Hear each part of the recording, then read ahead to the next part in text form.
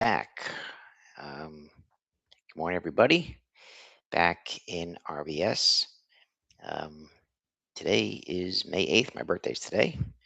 Some people remembered, which is fine. Just got back from the hotel, so good mood for that. Haven't been to the hotel in a little while. Had to rip my shirt, but it's good to be back. We shut down.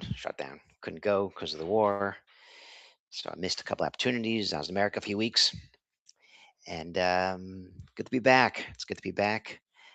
And here we are.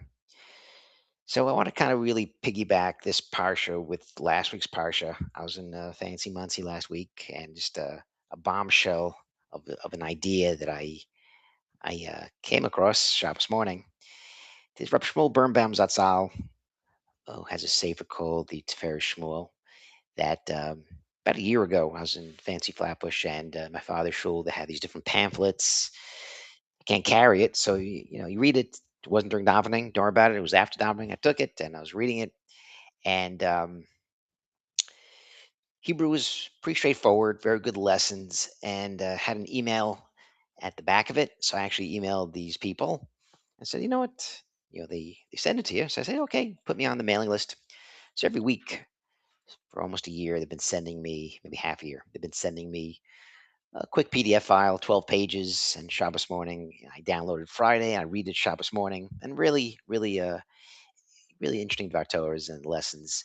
And last week just kind of blew me away. And it kind of piggybacks a little bit with this parsha with Shemitah. So last week's parsha, we have the Moadim, um, and the middle of Moadim, we have the midst of Leket Shitchem Peah, Matnas of Aniyim, the presence of Aniyim.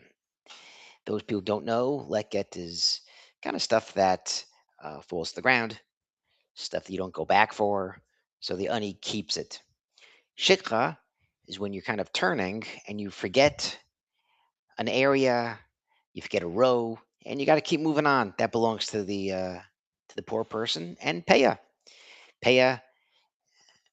corner of the field. There's no shear.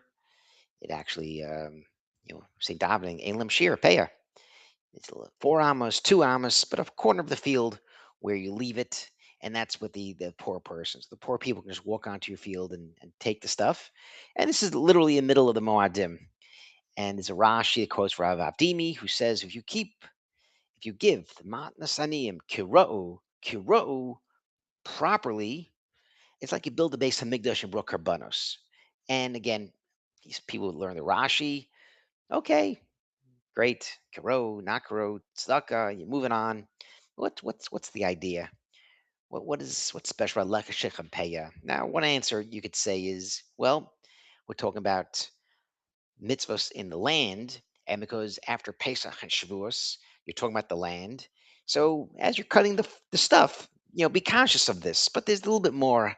I think there's a little bit more because this idea of Rav Avdimi, who says that it's like bringing karbanos in a Beis Hamikdash.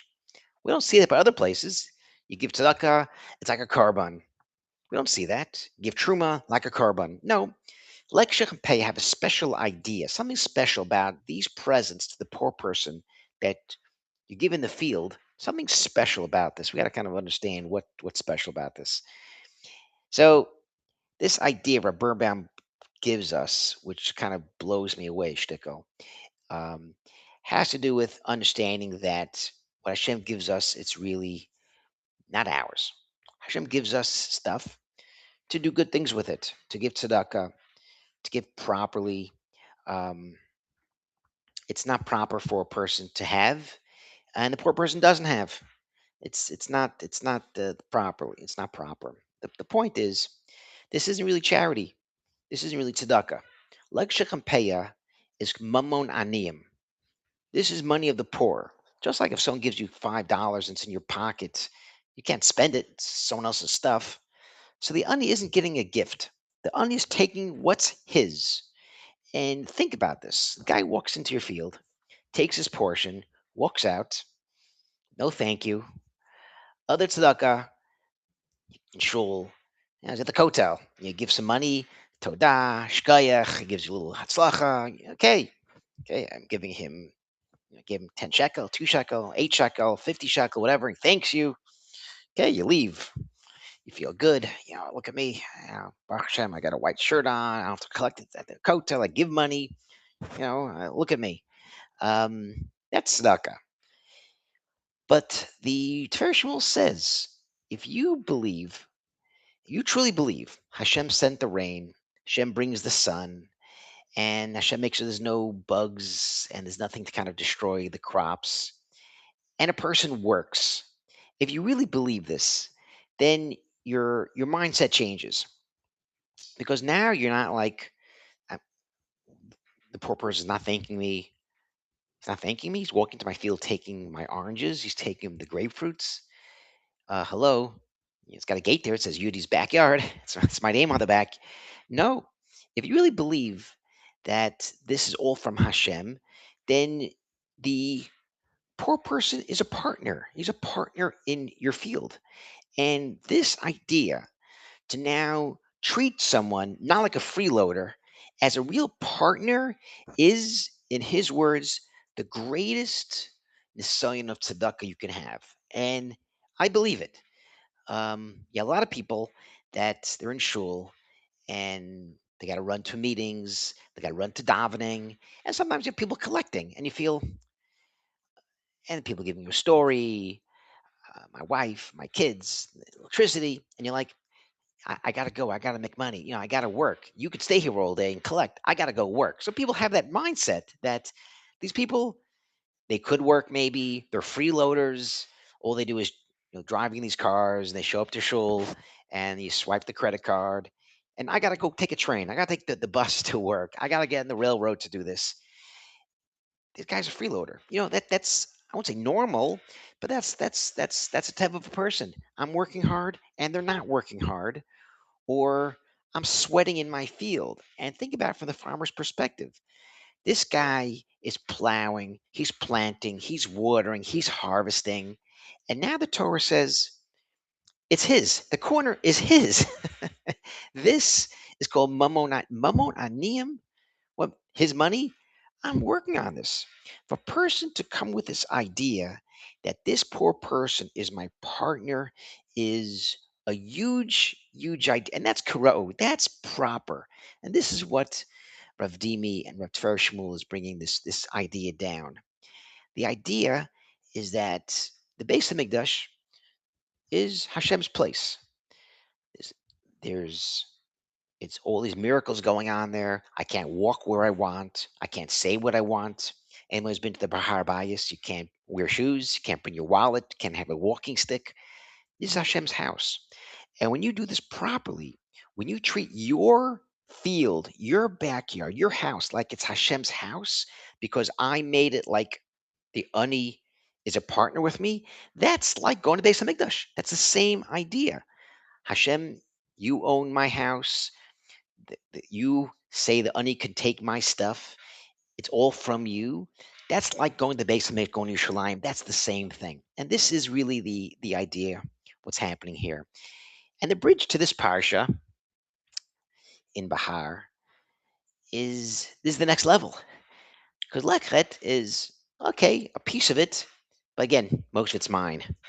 Shikha, okay, I forget this, I don't forget it. Again, 99% of it's still mine. Peya, okay, a corner belongs to the poor person. Most of it's mine.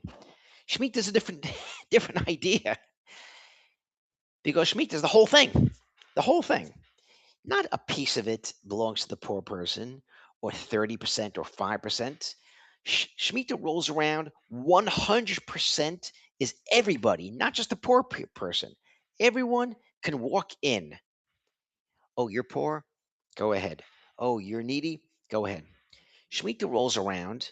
It's not just some people, it's everybody and every area of the land. So Shemitah is pay Lekshika times 100. This is literally a big deal. And it's not just a piece of it, like we said. This is the whole entire year. And I can't even plant. I can't do anything. Forget about taking stuff that more than other people. I can't plan for the next year. So this idea is Amuna. This is the Amuna. And this is taking Lekshika Pea Karo And now going to Shemitah. Shemitah says the entire year it belongs to everybody. Everyone is the same. Not only is he partner of 5% of the field, everyone's a partner 100% in my field. We're like everybody. We're guests in Hashem's field. Not 90%, 100%. We're all partners. And the famous question is what Shemitah would do in Har Sinai, because Rashi says, why single out Shemitah? Hashem said a lot of things in Har Sinai. Why Shemitah? So the point is, Shemitah is by Har Sinai. Everything's by Har Sinai. What's this idea? And I believe the lesson from Har Sinai is that Har Sinai, the smallest mountain, Har Sinai, we're in the desert, and to show us really that this humility, this humbleness, not just with Shemitah, but the Torah. The first lesson of accepting the Torah is I'm nothing because of Hashem. It's work, the kids, the wife, the house. Nothing. I can't learn Torah. I can't do any mitzvos if I don't believe that as my base. I have to understand that all the mitzvos were given to me. Everything comes from Hashem, and just like the land is all Hashem, everything that comes to me is from Hashem, and that's the first lesson. This yira, this appreciation, this understanding is literally the foundation of the Torah. And that's why Shemitah is the perfect mitzvah to preface at Har Sinai. We get out of Har Sinai that the midbar, small, the midbar, desolate, that we're small. And the Gemara in Sota that gets quoted a million times, and I know it because we learned this in Kiddush Masechta a couple years ago, in Daf Hey. Hashem can't live in the world with us. It's all Hashem. If you're not humble, then Hashem can't live in the world with you. And this is like a very strong idea. We don't see this by a killer, someone who steals, someone who says lashon hara. No, someone who's about gaiva. Hashem has a problem with that. If you have a Baal Gaiva, you're not really a true Oved Hashem. You're not giving tzedakah properly. You're not giving um, your time properly to chesed. You're not giving time to other people properly. You're not putting proper time and thought into doing mitzvahs properly, learning Torah properly. If you have this ego, then you're not doing things properly, because now you're partner with Hashem. That's not how things work. Hashem owns the land, and we're kind of using it. We're doing work to kind of help others, doing things properly, but the cornerstone is to really appreciate that everything does come from Hashem. And it's a difficult lesson to swallow. It's very difficult. Some of us have jobs. Well, have jobs. We have companies, and people work for us, and and we sweat over work. All of us work very hard. Um, and the idea to now make a person who doesn't work your partner in your life, a partner in your stuff, to give a huge amounts of tzedakah when we toiled so hard over this. You're giving meodech, you're giving literally not just your time and your efforts, you're giving your money. People spend a lot of time. Government takes a huge chunk of it. And the obvious thing, or the natural thing, is to say, I'll give less. Or why should I give this guy? He doesn't pay as much tax as me. He doesn't work as hard as me. I'm the one sweating over this. And the natural thing is to say, what? Let me lord this over him. I could be stickle nasty, or I'm to be as nice because it's my money. But Leksha Kampeya and Shemitah tell the opposite. That we have to understand this. And the first lesson of Kabbalah Satorah, the first lesson in appreciating the Torah and fulfilling the Torah, is that idea. That's really all from Hashem. Our kochos, our smartness, um, our abilities, our strengths, our weaknesses too. That's all really from Hashem. We have to kind of play in those rules and do the best in those parameters. And that with a little bit of a at age 56, we all kind of know. At this point, some of us older, a lot of us older than me, some of us are younger, but we kind of really know what we have to work on, and we know where our strengths and weaknesses are. The key is to kind of look at our strengths and appreciate it, that it comes from Hashem. I do this. I'm good at this, but some people better than me. That's also from Hashem. Some people have strengths and they got to use that to their strengths. And I can't be jealous of that person. And I have strengths, and I can't lord it over other people. We have this Kenny Masakta group, and this fella yesterday, this guy's named Benji Rubin. Only Mark listens and knows who he is. Really smart guy, and he explains the Gemara really well. And I'm like, that guy's got it all. He's got it.